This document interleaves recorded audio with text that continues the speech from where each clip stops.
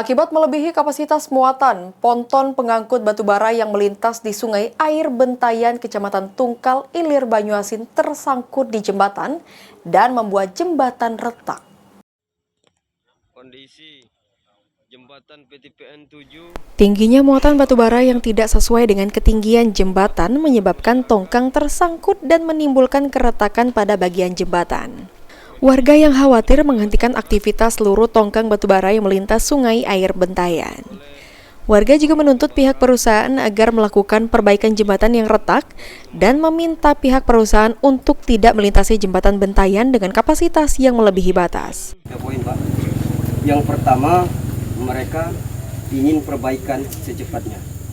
Yang kedua ini, Pak, jadi kami sempat koordinasi dengan masyarakat setempat, khususnya masyarakat Desa Kluang, itu mereka tidak boleh dulu lewat tambang batu bara melalui jembatan ini.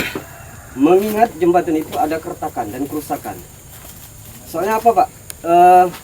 Kalau kita lewati, ya kalau mereka itu tahan aturan, kita jam 1, jam 2 malam mereka lewat, nyangkut lagi, tambah keretakannya. Nah itu, Pak.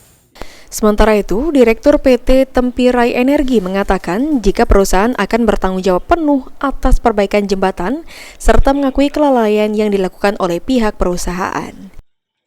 Bisa saya sampaikan, tapi poin yang paling kami pertegas di sini adalah kami bertanggung jawab penuh atas perbaikan jembatan PTPN yang dimana kami ada kelalaian sehingga terjadinya insiden kemarin tanggal 14 Maret.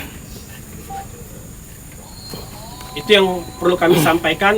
Terkait untuk PTPN, kebetulan direksi saya dan owner saya kebetulan rekanan baik juga kepada Dirut PTPN, sudah komunikasi juga untuk level di atas.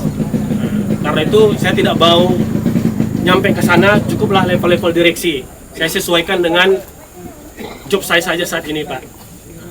Mungkin Pak Jen pun sudah kopi juga terkait untuk pembicaraan direksi terkait jembatan PTPN, yang mana ada aset sharing, Pak ya, aset sharing antara PTPN dan Pemkab Banyuasin.